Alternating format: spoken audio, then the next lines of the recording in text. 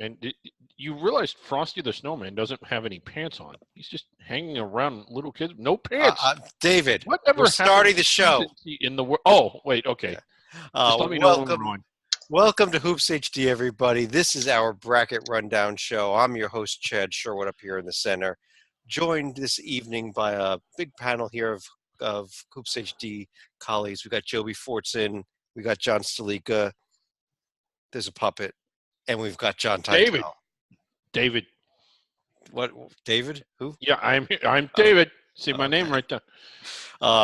This is our bracket rundown show, and what we're going to do tonight is the same format we've used most of the season so far, is build what's called a seed list on the air. A seed list is a list of the 1 through 68. We're going to build at least the 1 through 50, the at-large portion of it on the air. But the list that is then taken by the selection committee and bracketed up. Yes. David, we're not going to quite do it the same way the selection committee does. Essentially, the selection committee selects the teams first, generally speaking, and then ranks them 1 through 68, and then brackets them. That would take about 24 hours.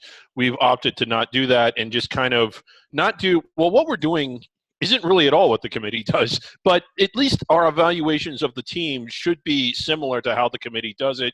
We are not trying to guess the committee.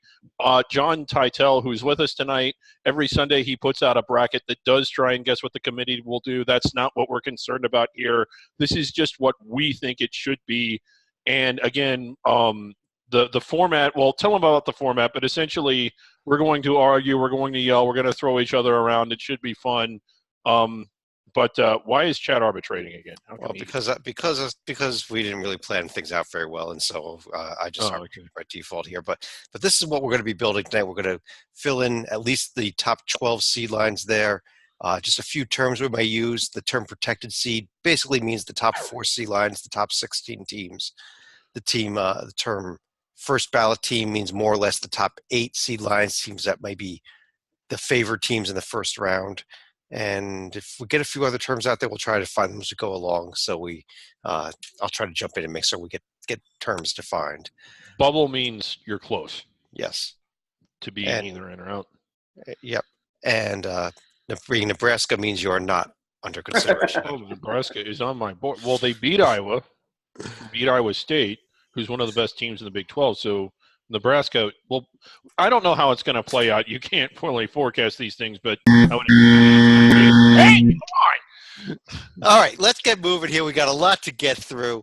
What I'm going to do is call on each one of you in turn to give me 4 teams, and then we're going to kind of throw it open for a little bit of debate. I'll make any final decisions whether or not we're going to keep those 4 or make any changes, and then we'll move on to the next line. And Mr. Titel, being that you filled in for me last week as the arbitrator, I'm going to give you the honor of taking the 1 line.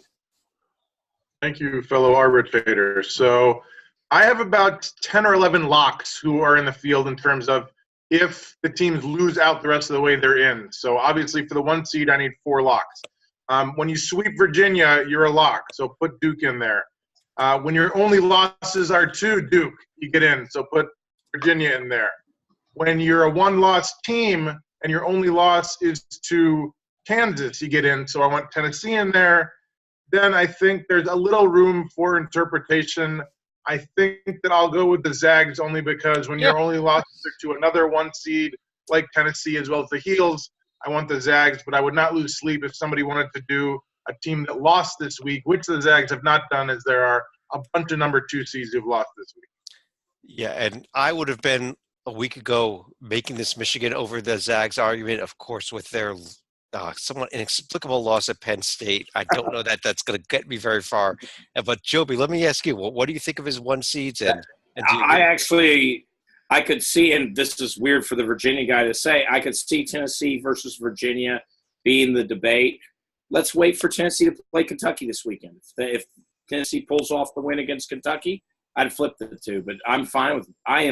That is my order as we stand today, because Virginia went on the road to Chapel Hill less than 24 hours or 48 hours after playing Duke and getting that win, showing the resiliency. That's why I do agree with Titel. For now, Virginia number 2, but Tennessee's looming. I mean, Tennessee can prove themselves this week against what I expect will be a 2 or 3 seed Yeah, and especially on the one line, the order is important here because it could determine which region you go to and the like. Salika, do you like that idea of that Virginia's number 2 overall, Tennessee number 3 overall? Would you make that flip?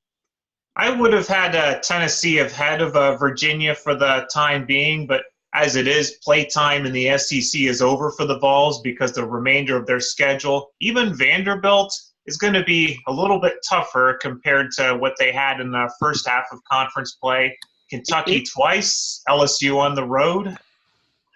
Yeah, it's close, Chad, but I think Gonzaga away from home, a 1 seed, that's really high. Louisville away from home, a likely protected seed. And then the win at those are 2 really good wins, but it's close. And then the loss to Kansas, that was a full-strength Kansas team. That was a legitimate 1 seed caliber Kansas team, and it was in overtime. So, but again, at North Carolina, I think Tennessee's a little bit ahead of them, but it probably doesn't matter because essentially they're all getting sent to the same spot, the same region. All that it really means is that they meet the Final Four. Who's wearing white? Well, the ironic thing is all 3 would choose the Columbia subregion, and all 3 might choose the Washington, D.C. East Regional as their choice, given location. So it actually is weird that Virginia or Tennessee, because I do think Duke's number 1 overall, clearly. Oh, my God. Bill Walton is wishing everyone happy Valentine's. Is anybody seeing whoever loses out between Duke and Virginia at this point in time is going to be sent to a place that is not their preferred location, which is crazy. And on top of that, when you talk what region, the 3rd place team is going to be in the Midwest region as opposed to either the East or the South. Which is better than the West. Right. Because you have the Zags. Tennessee's going south, Virginia. Yeah, I mean, I think whoever gets sent out to the Midwest is not going to be in pain because it's not a long flight. The West is different. The West is it's a chartered flight. I do want to keep things rolling here, and I kind of like this order here of Duke, Virginia, Tennessee, Gonzaga, just because I think what Virginia has done good at the top of the profile is slightly better than Tennessee. I know that the Gonzaga one's so good, but it was a shorthanded Gonzaga team, as David has pointed out several times. And Virginia, that win at North Carolina, it was a true road win. So I think we leave everything right where it is. That's my decision as an arbitrator. But David, I will give you the honor of taking the 2 line. How's that sound? That sounds great. Let me delete the 1 line so I don't mistakenly put anyone on the 2 line. So this is hard to do with no arms. But I know that they just lost at home. I still have Kentucky 5 overall. And then Michigan State. Michigan, a case can be made, but because of what happened at Penn State, you normally don't see a 2 seed with a loss that bad on their profile. But Michigan still has so much good on it that I think they overcome that. And I still have the Heels up here at number 8 overall. Salika, let me start with you. What do you think of his 4 teams? Would you agree with him, disagree with him? I agree with the 4 teams, but I do think Kentucky's a little bit high as number 5 overall, even though the committee, I think that's where they had the Wildcats. We don't care.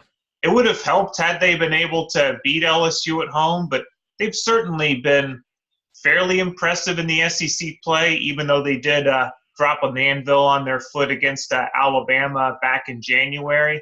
They'll certainly have a chance to correct their skid with a win against Tennessee, but that's far from a gimme.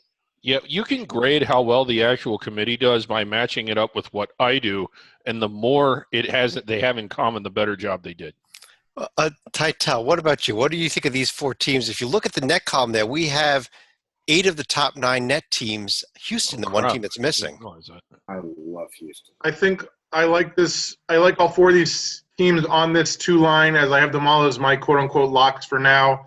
I might move Kentucky down a bit, like Jonas was saying, only because it's hard to say, like, don't get me started on whether the offensive goaltending should have been reviewed or not. I know it can't be, but I like these odds are, and we have a big show to do, so I'm happy to keep on rolling. All right, Joby, I'm thinking about doing a one-team swap here between Kentucky and Michigan State because it's kind of been. I'd support because Michigan State is all alone. You're just doing this to annoy me. Michigan State's all alone at the top of the Big Ten, which is a very good conference. I project it out right now as we stand. They're the regular season conference champs of an amazing conference. Kentucky is right now third in their conference. If you don't think Nebraska is going to catch them, they shouldn't have lost LSU, but I'm not here to just go nuts on it. But I would have Michigan State number 5. Okay, so you don't think Nebraska is going to pass Michigan State?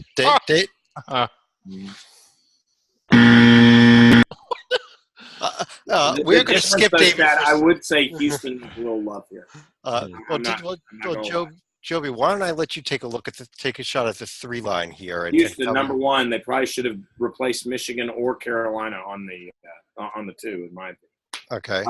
But Houston, without a doubt. Then we go Marquette. This is where you place Kansas. The win over TCU, I think, keeps them here, even with that. And then the debate. Does LSU or Kansas State jump in here? I think because if we're going to say Kentucky's that good, I'm going to go with LSU right here, and that might be a reach, but I'll do it. They're number 2. They're second in that conference. Not Kentucky. Salika, let me start with you. I know David wants to talk, so I'm not going to go to him. So, Salika, your thoughts on this? I would agree on Houston and Marquette being up here. I actually might have taken a little bit of a reach and would have taken Kansas State ahead of Kansas as far as the 3 line right here. I do have LSU as a protected seed, but I would have had them a seed line lower. I would have actually had the Boilers as my final number 3. All right, so Houston and Marquette are consensus so far. He would have gone with K-State and Purdue instead of Kansas and LSU. Tytel, your thoughts on that debate? I think that when you beat Michigan State and Marquette and Tennessee, that Kansas has to be on this line. I could see them as a 4, but I like them here as a 3. I also like the boiler up with John S. They beat Maryland and Iowa and Wisconsin and Michigan State. Like, how many more wins does Purdue need? I understand, like, they got blown out at Maryland, but, I mean, they won a lot of games. David, how about this Purdue over instead of LSU on this line here? And there's those 2 profiles on the screen. Oh, I think that I think they both belong on the line. I can't when you look at. I like both of those teams, and you can see why right there. But if you pull Kansas and Kansas State up, K-State beat Kansas. K-State is 2 games ahead of Kansas in the standings. Kansas only has 2 true road wins, and those losses, and not all of those have been tough. Like they lost to West Virginia, and you also have to evaluate Kansas without Azubuike and keep in mind that he's no longer here. In my opinion, they're not the same team, and it's not that you ignore everything, but when you consider that a lot of that was done with him, and they haven't really done that much without him. The win at TCU was good. But was it so good that you put them over a team that beat them, that's 2 games ahead of them in the standings, and that also has, if you look at that, a lot of good wins of their own? David, I got to take issue with the way you said they only have 2 true road wins, which is the truth. Yes. However, you could also say of the same team that they have 5 wins away from home against Quadrant 1 teams. So it depends on how you say it. Okay, K-State has 4 right, but wins away from home. But they're not against Tennessee and Michigan State, who are already in. Right, they're against Oklahoma, who's going to be on the borderline here. A mid-tier Baylor team who's good, but mid-tier, and we'll see. And Texas, who is going to be probably in our field, but probably wearing a dark jersey.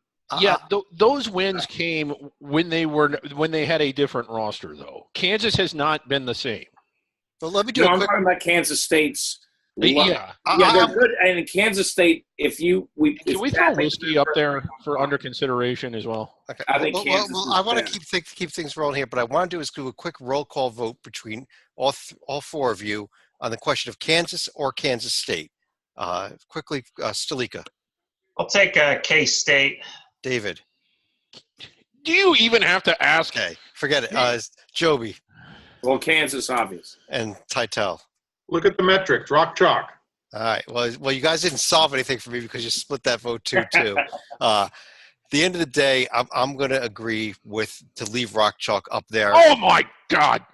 I'm going to put No. I'm going to bounce Purdue instead of LSU. I think that was a solid argument that was made in favor of the Boilers, just slightly ahead of LSU.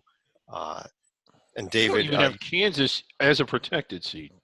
And I would agree with you had they not proven something to me the other night in that TCU game. And I think ironically, Chad, you went with the J&G pick instead of the J&G creators pick. Purdue is ahead of LSU.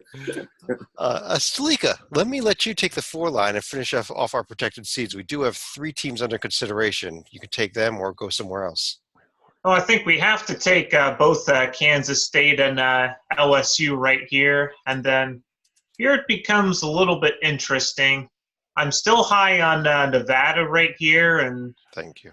I will also give Villanova a slight edge over Louisville and Wisconsin as well. Yeah, about Villanova, they're ahead of Marquette in the standings. Their only loss was at Marquette, which is not exactly a neutral floor, by 1. I think that I like Nova more than Marquette. Well, Dave, we already have Marquette in a line higher, but you want to bring up Wisconsin before we got to Nova. So, do you think Wisconsin's better than Nova also? Yes. Okay. Well, you want to make that argument?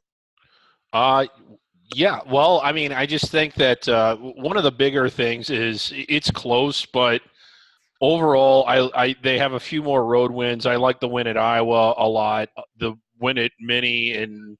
It's pretty close. Do you like the loss at Marquette? The ultimate tipping point for me, Chad, all kidding aside, is that I just think they've beaten more teams that are solidly in the field.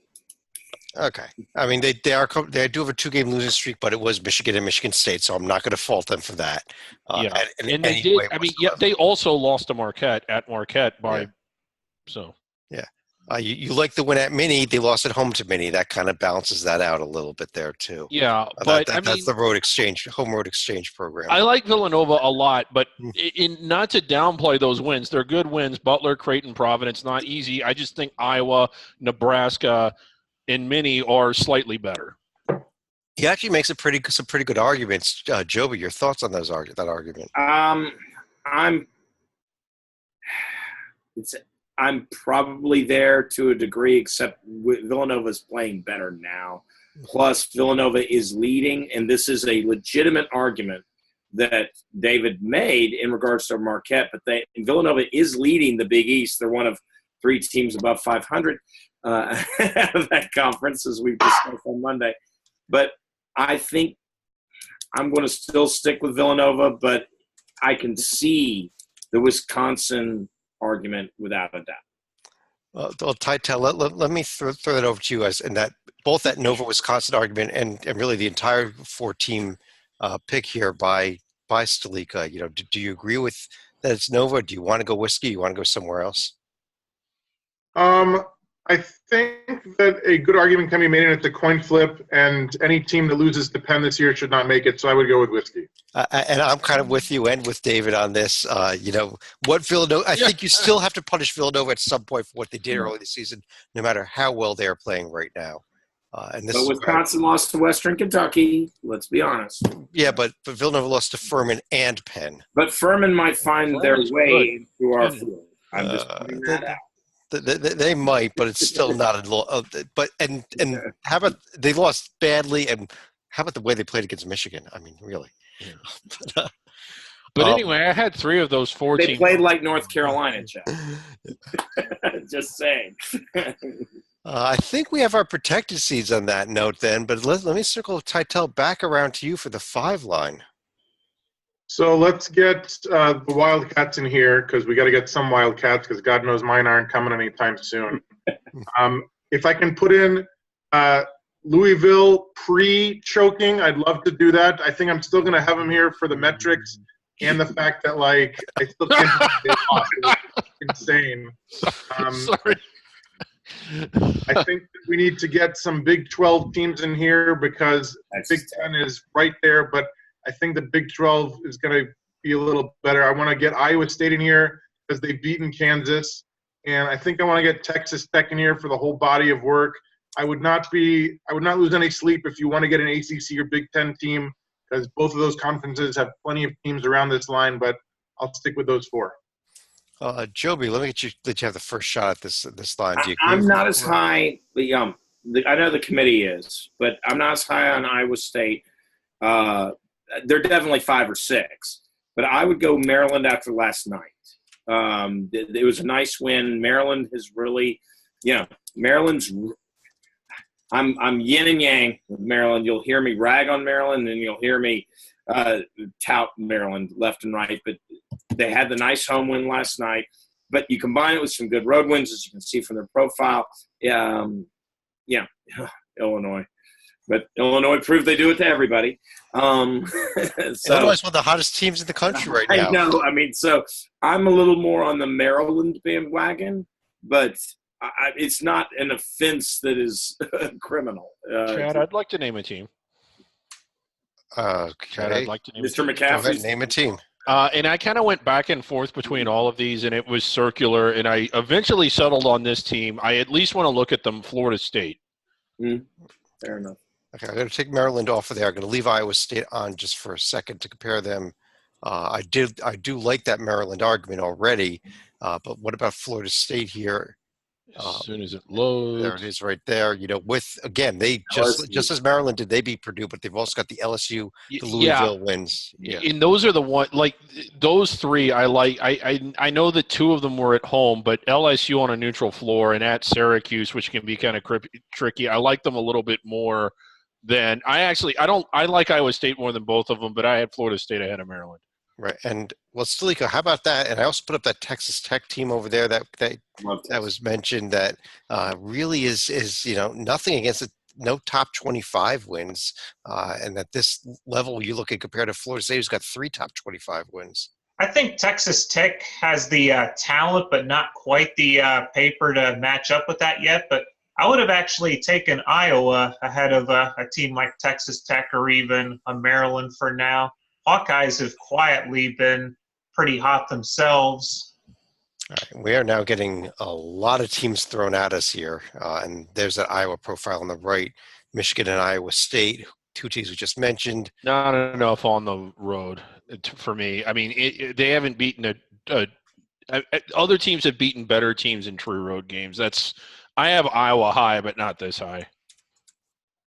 Well, Florida State, Maryland, and Iowa are the 3 teams I've mentioned. I'm not certain that I'm going to put Iowa in here. I can see bouncing one of these teams, either Iowa State or Texas Tech, down the line. Let me run through. Joby, who would you bounce down between Iowa State or Texas Tech? Iowa State, and maybe my eye test is just – good Lord. Maybe my eye test is just so much, but I love how Texas Tech. Okay. David, would you bounce Iowa State down between those 2 or Texas Tech? No, Texas Tech. I actually like Iowa State more than anybody else on the line, and it's Texas Tech. I look at them next to each other. All right. Well, Titel, these were your picks. Iowa State, Texas Tech. You want to defend these 2 teams? I'd love to. If you look at Texas Tech, Tier 2, Tier 3, Tier 4 losses look pretty barren to me. And with the hard schedule remaining, assuming they don't lose to Oklahoma State, they're going to have a whole season without a Tier 2, 3, or 4 loss. And Iowa State, if you lose to Arizona this year, you deserve to get knocked down. So if somebody wants to take them out, I get it. Well, I mean, when you look at Iowa State, you'll notice that one of their wins was at Texas Tech. All right. Stalika, you want to have a final word on this? I think I'm about ready to make a call, but. If I had to choose between one of those 2, I would probably knock Texas Tech down and then bring either Florida State or Maryland up. Well, I tell you what I'm going to do here, Titel. I respect your picks all the time, and Listen, I don't know if I've ever done this to you, but I'm going to bounce 2 of your teams down a line.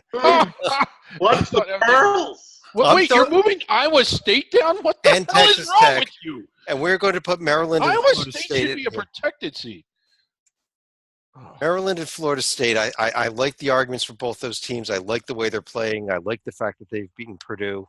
But I think it's a real close call here with all 4 of these teams. Our traffic is now 0. Everyone has turned us off. Well, nice David, going, David. You have to take Iowa State and Texas Tech on the 6th line. Give me 2 other teams to join them. Okay, we've got. Let me see. Only team under consideration. Nova, Iowa State, Louisville. All these teams are in. I have not been deleting as I go along. I think my next 2 are Virginia Tech and Iowa. Right, or is Maryland in yet? Yeah, Maryland's in. Virginia Tech and Iowa. Oh wait, I didn't realize we didn't have Nebraska in. Stalika, would you like to comment on Virginia Tech and Iowa? I know you liked Iowa here actually, but how about Virginia Tech? Do you think they belong there? I would agree with Virginia Tech in here, primarily because I'm not prepared to move a team like Baylor, Syracuse, or even Washington up to the 6th line yet. I just cringed when you mentioned that that's going to be the next group of teams we're discussing. I really just cringed. Washington. Tell is he? Have we just kind of hit a line here after the 6th line? Is this it? And these Should are be the in top the 24 show. teams. I mean, yeah, I think that you can start to look at some SEC teams who are Almost. Baylor and Syracuse-esque, and if you love Cincinnati, you can discuss them here. If you love Buffalo, you can discuss them. But I think this is pretty solid.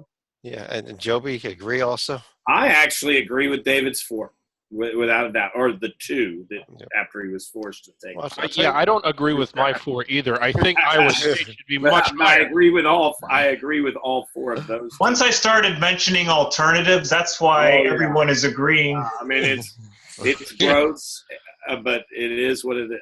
Well, Joby, I'll tell you what. Why don't you start the second? Well, I have a It's the feeling. second column. This is the bad column. So go Well, ahead. I mean, this is where the drop off happens. All right, I'm going to make people cringe to cringe worthiness. We all did it. Yeah. We all have a list. Let's all travel to Jackson, Mississippi, and have the neutral court battle between 2 of my next teams. Egg Bowl, Mississippi State and Ole Miss, both making it. Let's see. I agree with Titel, Cincinnati. And I'm really torn on a Baylor TCU here. Because TCU couldn't hold the home court against Kansas, I will go with Baylor, but I am 100% open to debate. Okay. I want to go vomit a little bit. And David, your thoughts on these 4 teams? Well, a team that I like that wasn't mentioned, and I know that they have their warts and they don't always bring it, but the Johnnies do have the 2 wins against Marquette, who is a protected seed. I don't like them as much as you all do, but I mean, as much as you like Marquette, which is more than I do, don't you have to like St. John's a little bit? Here's my problem with St. John's right here. Yes, they have the 2 wins against Marquette, but when you're also losing at home to teams like Georgetown, Providence, they still haven't played Xavier yet, which is also a dangerous team for them. And yes, as Joby pointed out, they did lose to the Blue Demons at home, albeit with an injury issue. Well, what about that, Titel? Should we put St. John's in mention, or should we go with these 4 teams here or somebody else? I was at the St. John's Georgetown game where they had to get lucky just to beat the Hoyas, albeit on the road. I like the Egg Bowl here. I like Cincinnati here, even though they just almost beat Houston but couldn't get it done. Baylor TCU seems like a coin flip. So I would not put the Johnnies here. If you want TCU over Baylor, I could co-sign that. If not, I think it's fine as is. I'm a little surprised that you didn't bring out one of the darlings here, Joby. Wofford? No, I don't have Wofford this high, but I don't have Buffalo this high either, but I could have sworn you would have. No, I I actually think Wofford and Buffalo are the same. I will demand they're on the same line when we get to them. Well, David, Baylor TCU debate. Baylor more in the good, but those two really ugly home losses. TCU. Yeah, Nothing bad. and again, I go back and forth with this. I tend to lean more toward the good, a schizophrenic good than a blah. Not lacking bat. I can't even talk. I tend to lean more towards a schizophrenic good than a blah with very little bad. But that's just me. Like TCU does have the best overall win, in my opinion. So an argument could be made to put them up here. I would have liked them a lot more had they held on to beat Kansas at home. They didn't. If you're asking me to pick between the two, it's Baylor. But again, Baylor's bad is worse, and TCU, while not as much good, the one piece of good they have is better than any piece of good that Baylor has. So and it's close. Chad, the one component is Makai Mason. It was not there for those bye games that they lost. This is, just as we talk about Kansas being a different team, I do think Baylor, at the exact same time that Kansas had their injury issues, Baylor had a resurgence. I do give credit to Baylor making that comeback, and their Big 12 record is the best indicator of that. I think Mason actually did play in one of those two bye games. I'd have to double check on that, although he was not at 100%. But that being said, I'm going to go ahead and leave this. I just don't think it's worth too much of a debate between a 7 and an 8 seed. And I assume that TCU is going to be on the 8 line when Stalika gives it to me right now. I wouldn't make that assumption. Not when I'd already teased 3 of my teams as being Buffalo, Washington, and Syracuse. But this is where I would have the Johnnies right here. So you would not have TCU here? Nope, not yet. All right. Well, I know they're going to come in and so let me run through each of you. Let me start, Tytel, let me start with you. Should more than one of these teams go down or just one of them to put up TCU? Look at the metrics. The Johnnies cannot be ahead of TCU. Right. And I like Buffalo here. I think the Pac-12 should be punished from start to finish, even if this is the only Pac-12 team we have in there. And Schizoq is like the Duke win is going to carry the day for them, it seems like. Okay, so you would knock St. John's down, bring TCU in. Please. Okay. Joby? How many teams has Washington beaten that are worth a damn? Not many. I'm dead serious. I know this is just as David harps on road wins. I harp on who have you beaten who's in this field. There is not one that we will even talk about on the bubble unless you pull Oregon out. The fact of the matter is Washington hasn't done it. They haven't done jack. You got to prove that you can beat the teams that you will play in March. At least Buffalo has beaten another team that was named on this field, even if I think they are way too high here. Sorry. Washington, there is no place for this. Okay. I am with Tytel. Joey, is there another team you Pac-12 this year? Is there another team you would pull up here then? Because if we're going to knock Washington and St. John's down, I only have one team. Yeah, I like St. John's here. Okay, you would leave St. John's. I do like St. John's here. But I'll go with TCU. We haven't even said TCU. That's crazy. Okay, so TCU needs to be here. I agree. TCU's coming in here. David, is it Washington or is it St. John's they pull off? Or is it somebody else? Washington. I had the Johnnies on the 7 line actually. Okay, I am going to make that move on drop Washington. I've been talked out of them. TCU coming in there on the 8 line. Otherwise, the other 3 picks still held up. Stalika, I'm a little surprised, but let me swing it back to Tytel now for the 9 line. They played Buffalo, so get ready to hold your nose, everybody. I can get the Huskies in here without losing too much sleep about it. I will lose sleep about getting Auburn in here, but the fact is they have some nice little metrics. I know. Auburn, no. Oh. Okay, go ahead. It's not your line. It's his line. Thank you. When you beat Kansas and North Carolina, even though you have a ton of other losses, I want to get Texas in here. And the Buckeyes are not getting in here, I assure you. But I think that if we have to get somebody in here, we are really scraping the barrel here. Ricky Pitino. Let's get Wofford in here just to check out their metrics. All right, Wofford's actually a pretty nice. Kind of like putting the Wofford on the 9 line. It's kind of a safe pick almost. But David, let you start. And Okay. I know you want to address the Auburn Tigers. I'm going to pull their profile up while you start. Yes. Well, I actually agree with 3 of the 4. Okay. Because he got 3 of the 4 right, we'll give him a 25% because the one he missed by a million miles. Okay, here's a team that I don't have in the field, but I'd like you to pull up UNC Greensboro and put them next to Auburn and explain to me which one is more accomplished, and if Auburn is this high, then why shouldn't Greensboro be this high as well? Well, what is Washington's road record? Tytel, what you want to respond to that? Why not Greensboro instead of Auburn? Sure. Where to begin? Number one, I know Auburn is a bit of a home court hero, and they should get docked for that. The non-conference strength of schedule is heavily in Auburn's favor. The top 30, not to mention top 70 win is strongly in Auburn's favor. I understand that a loss at South Carolina is not great, but the Gamecocks are actually playing decent, and they have a bunch of Tier 1 losses, as does Greensboro.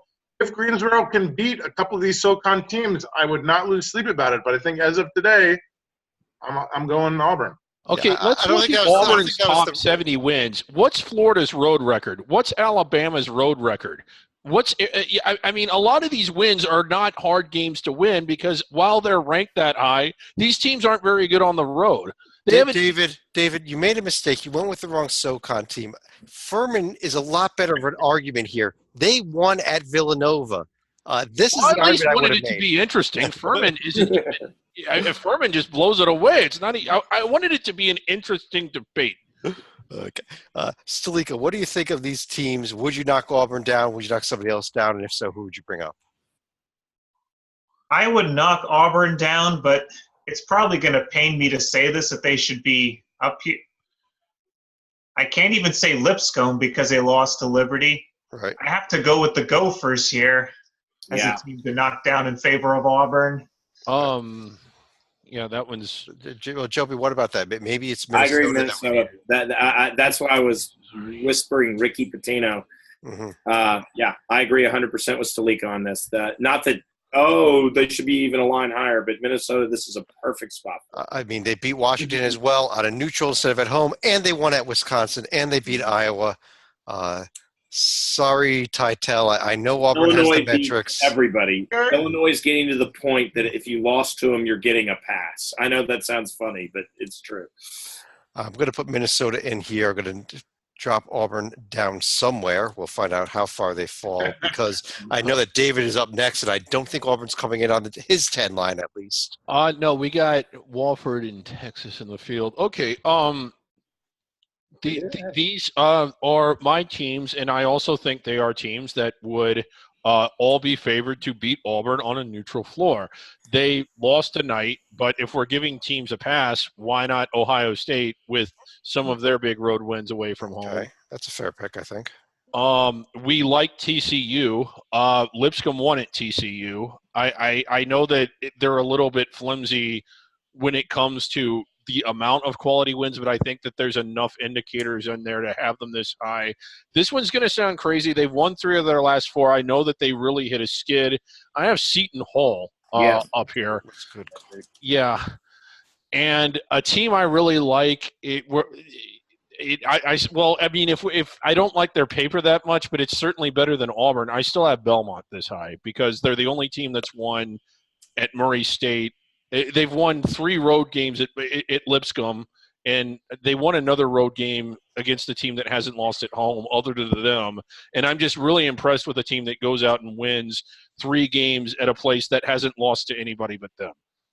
All right. Well, this is the 50% Nashville line here. Stalika, what do you think about throwing Ohio State, Seton Hall, and these 2 under-the-radar programs here, Lipscomb and Belmont, in the top on the 10 line? I certainly don't have a problem with Ohio State, Seton Hall, and Belmont on here, but honestly, I don't know how much more of a pass I can keep giving Lipscomb here because they really needed to beat Liberty to stay this high above the bubble because with that loss, I think that's right about where they should be. Can I say this? If you watched them last night, they looked bad, and it was a really unimpressive, disappointing showing that if that were the only game you had seen, I could understand it. But they'd won 19 in a row before that, and they were cruising. But to be fair, they looked bad last night. They came apart at home. They just, yeah. But if we're going to look for teams that I would replace Lipscomb with, let me put Auburn and Alabama head-to-head. All right. But the one thing I don't want, they did win at TCU, and nobody other than Kansas has done that. Okay. Well, let's. I want to get a few other opinions on these teams here. First of all, Titel, can you address this idea of putting Lipscomb and Belmont not only in but in on the 10 line? I don't think that I like Nashville hot chicken enough to get both these teams here. I mean, It's good chicken. Great chicken. It is good chicken. Great chicken. No, they're very similar profiles in terms of not home court heroes. They win on the road. They don't play neutral games. Obviously, Lipscomb played much more against the board, but I like Stalika's point. Like, when you're losing the Liberty, I understand it's a Tier 2 loss, but it's a tough one. Okay. So would you go – you'd probably go Auburn. Would you go Auburn and Alabama, or would you go someone else here? I would definitely go Auburn, and Alabama's metrics seem fine. I suppose if you need to discuss NC State, because I'm not going to discuss Oklahoma here, we could talk about them, but that strength of schedule is going to poke me in the eye right about now. Oh my God. Oklahoma is not even on. Oklahoma is By the way, that shows how good the ACC is for NC State's overall strength of schedule to be 173. Because we all know that the out of conference is 352. Yeah. Well, Division I, 353. Joby, they did pick up the win over Syracuse, though, so that stopped some of the bleeding. It was a decent win. Where would you go? Would you put these two Nashville schools in? Would you go with the Alabama schools? Would you go NC State? Would you go somewhere else? Yeah, and hey, Belmont, for instance, went to UCLA and won, which doesn't sound like a big deal this year, but it isn't from Nashville traveling to do it, and so that's and UCLA won last night against Cal in overtime.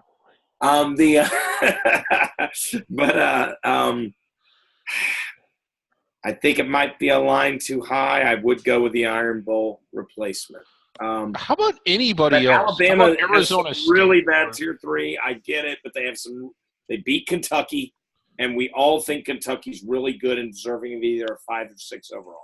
Chad, let's put New Mexico State next to Auburn, another team that's just clearly better than Auburn. David, don't worry. I'm not putting Auburn in on this line. I am going to bounce Lipscomb out. I'm going to replace them with Alabama. I think that is the correct move. I'm going to go ahead and give you half a piece of hot chicken here with Belmont. At least they didn't lose badly to Liberty last night, and they actually struggled with Tennessee State tonight, but they did win the game, so they won. But on that note, Joby, I want to let you throw up the next 4 teams here. I literally mean throw up the next 4 teams. Oh my gosh, this is tough. Hey, we got 8. We got 8 more at larges to go. I'm going to cheat. I'm going to cheat and go with at least Auburn and Lipscomb here. Okay. All right, the team. They're the only team. Name me a team who has a reasonable resume, who has defeated a team with only 1 loss. That is your Temple Owls. Well, I know who it isn't. It's one of the teams you already named. Now the question is, what do we do with NC State? And you know what?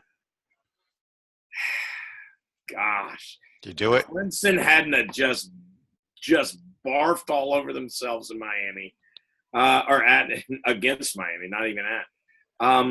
Let's go with NC State. Sure, but I can be convinced out of that last one very easy because I do find that 352 strength of schedule gross, but at least they beat a fellow 11 seed. But I think we also have some other suspension issues because NC State, I think, had dismissed 1 player from the team and suspended another. So we're going to have to watch and see how they do going forward because I don't know when that other guy that's been suspended, when or even if he's coming back this year. David, real quickly, here's Auburn versus New Mexico State. It's no contest. Auburn's a better profile, so I could So let's move on from don't that. think that is, but But New Mexico State lost to the team of the people from last year. That's a pass. yeah, that's a pass. That's a pass. If you combine quadrants 1 and 2 victories, Auburn is destroying New Mexico State. Neither one has beaten anybody that's in the field. Let's not have this debate.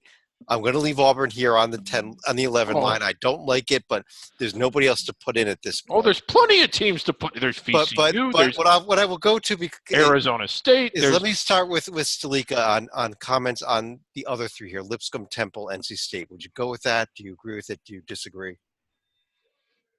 Lipscomb and Auburn, I would agree with. Temple, I originally would have had as a first 4 team, but when teams like Arizona State and Clemson also dropping anvils and other sharp objects on their feet, I can't put them ahead of the Owls right now. And I think NC State, I think with wins against Auburn and Syracuse, granted they were at home, they're barely going to be getting by, but they'd better get a lot more wins of significance if they're going to remain in this field come March. So I'm not liking it. I'm going to have to take a shower after the podcast, but I would leave NC State here. Okay. Titel, would you then agree with this line also? Yes, but to emphasize it, David, there's no way Arizona State is making the 11 line. This month, they've lost to Washington State and Colorado, for God's sake. Well, it's been a bad month. You're biased, Titel. It's that wild. Am I wrong? Well, let's go ahead and we're down to what's going to be the final line here that we're going to be discussing on this show here. There's 5 at-large spots left. There's 6 spots available, up to 6 spots available on this 12 line. Stalika, since you're up next, why don't you just give me half line? Why don't you give me 3 of these and we'll split them up that way? Well, as Titel pointed out, I might have given Arizona State a bit of a pass for the Washington State screw-up, but this was not the time to be losing at Colorado. So, again, Sun Devils, you're gone. VCU and Clemson, I could probably forgive the loss at Miami a little bit just because they at least have a win against Virginia Tech to hang their hat on for now. So VCU, Clemson, and one more? This third team. You could say pass if you want at this point. I wouldn't really blame you. Here's where I'm probably am going to make you people cringe. How about Hoya Saxa, Georgetown? I had them pretty far down. Georgetown. All right, let's just put them over here for a second. The loss kills me. Which one? The loss they just had, just when they started to play good, they lose another game. But quickly, let me run through. Let's go ahead and, you know what? Let's run through and try to get a couple other teams up here before we start debating this line. Titel, do you have 2 more teams we could possibly put on this line? I think I want to put UCF here just because we're running out of teams, and due to John Morant's great game tonight, like just happened, let's throw Murray State's profile up here. Wow. All right, wow. Murray State. They haven't won yet. They are up 4 as we record this, but David, you want to give me one? You and Joe Beach give me one more team to finish out this 12 line, and then we can start debating. Okay. I get to say Furman first. Well, actually, close. Had they won the night, which they didn't, I would have said Greensboro. I don't think losing at Furman hurts, but it didn't help either, and Greensboro needed some help because it was a stretch anyway. I'm gonna go with a team that's playing well, but that is very blah. That made my field last time. What about Utah State? And the best thing I can say for them is that at least they're winning, and at least they're winning away from home instead of just winning at home against teams with losing records on the road. All right, so we now have a 12 line that consists of VCU, who would be our automatic bid winner out of the A10. So they're not going to go anywhere. Clemson, who would avoid the first 4. And then first 4 matchups of UCF versus Murray State, Utah State versus Furman. The NCAA cringing that they get 0 ratings for the first 4 games. Let me run through each of you on this, on who would bounce of those 5, if anybody, and who you'd put in to replace them. So, Sleek, let me start with you. I know you'd want Georgetown in there, but anybody else you'd bounce out? Anyone else put in? Well, if we're talking about other teams that might be a reach that we would consider, what about the Toledo Rockets? I mean, granted, they do have a huge one coming up tomorrow night, but I think a second team from the MAC is also worthy of a look, especially if we're giving teams from the SoCon and Ohio Valley some love. That's a fair point. Yeah, can we put Princeton in here too, and Yale, and half the Ivy League, and Titel? I mean, is this what we're left with now? There was Toledo and Georgetown, Utah State, Furman. I don't understand this Hoya paranoia. Like, they've lost every game this month except one. They lost at home to Butler. I know because I was there. No, I didn't put them in. You're not going to talk me into putting Georgetown in this field. I'm with you on that one. But what about these other 6 I'm telling you, you talk about no ratings. If you don't want to see John Morant going and dunking on Taco Fall, I mean, that's quality television. Actually, that would be a fun game. Nah. It's not going to get the national love of the non-Penn. I mean, but the realistic people you're looking at, Chad, here, and I'm not saying definitely replace the teams that are in the discussion, realistically, are Oklahoma, Indiana, Arizona State, with the aforementioned Arizona State. Those are the type of teams we're talking about here, realistically. What about Butler? You take these teams that are so bad in their conference or 500 in a bad conference. That's what we're talking about. If Murray State pulls this out, I'll be able to gag on them, but at least I'll be able to get them down. If they don't win this, and we are down to the last position at the time we're recording this, I just can't put them in. I think they only have 3 wins. The last I counted, against teams with winning D1 records. I don't even know. I like Belmont. I don't even know if I like them as much as Jacksonville State. Well, David, if we are pulling a Murray State out or somebody else out of that group, Arizona Arizona State's the team you put in over Murray? Over everybody. Okay. Well, let's take a look. Titel, I got to let you talk about Arizona State. Are they still, despite the Colorado and the Washington State losses, that close to the field? Beating Kansas counts for a lot. I get that. But I would rather take a team that beat Marquette and won at Michigan State. Go Hoosiers. And Joby, how about that? Isn't that a better argument? Maybe Indiana's the team we put in here. You can't ignore it. You can't ignore the fact that in both teams beat Washington, or no, not Indiana, but yeah. I'd rather take State. I like the Mississippi State. I'd probably go. I'm always a big believer, as David said.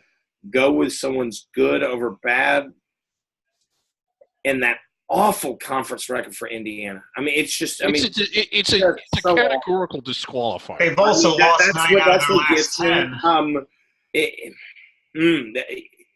I would take both these teams over Murray State, but I think I would go with the Sun Devils, and it really hurts me because if Chad, you decide Indiana, you're not hurting my feelings. You know what we need to do? We need to cheer for a team like Illinois. Take both over Utah State. Utah State bereft. Their resume's bereft. I'd take Indiana and Arizona State over Murray State and Utah State. That's how I do it. Well, let's take a look at that Utah State profile real quick. And Titel, let me ask you about them. Is Utah State a team that we should be putting in here, or should we have the Indianas of the world in? Keep the check on Murray State. We are tied. Nothing.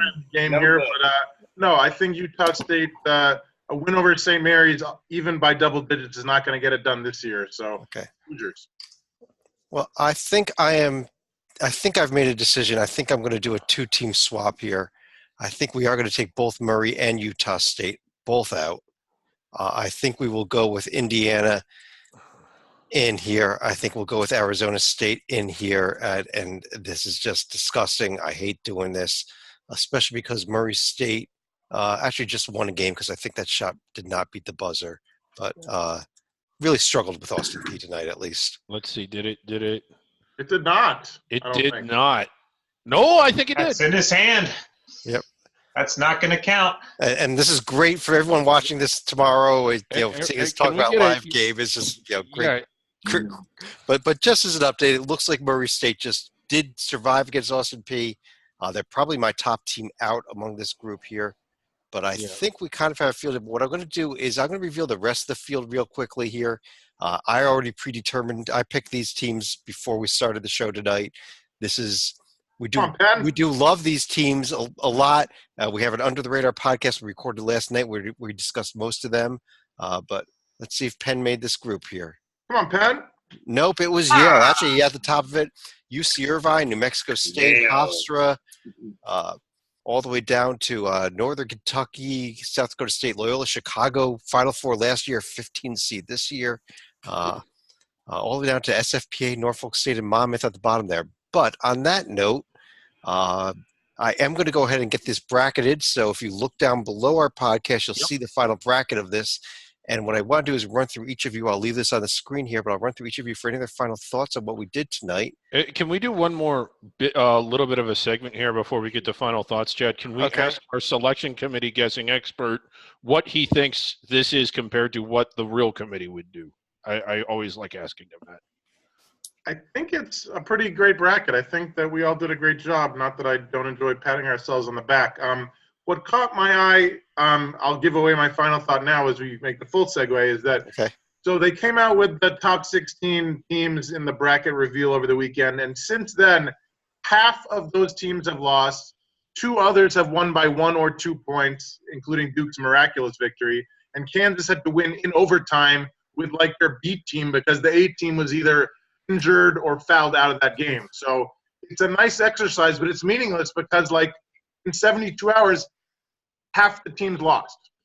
Yeah, and I think it's interesting because a couple teams that I think are going to be merit a ton of attention these next few weeks include that Kansas team, because how well they do play, how much momentum they get off of that win. Was that a fluke win? Was that bad? And then of course there's bubble teams like Indiana and Arizona State.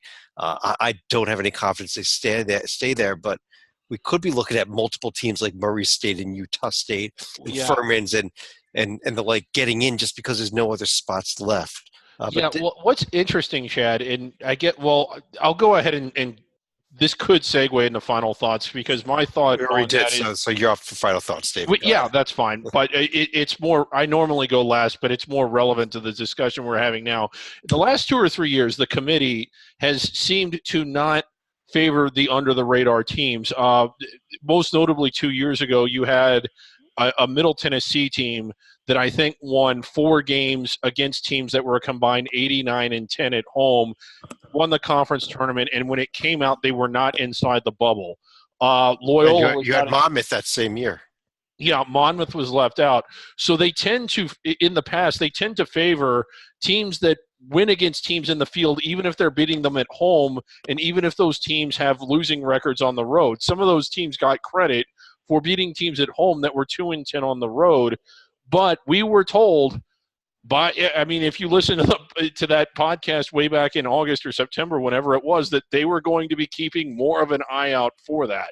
And when you see Nevada and Houston selected as protected seeds, it leads me to think that maybe they are, because those teams don't have the heavyweight wins, but what they do have is a lot of wins away from home and in games that were tough to win. Even if the teams they played weren't as good, the games that they played and the circumstances of those games were hard. So maybe you will see more under-the-radar teams on the 10 and 11 line.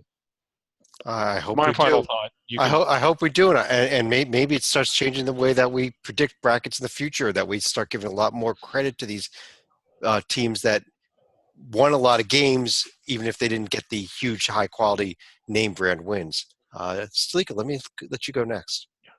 I think a chasm is another word that we're going to be using quite frequently here, because there is a huge drop-off between the 2 line and the 3 line this year.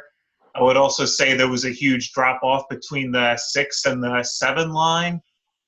And I could even argue that between 9 and 10 this year, because I feel fairly confident that everyone in the top 36 are what we like to call first ballot teams, more likely than not to end up in the field. But you look at 10 and below, I'm starting to wonder.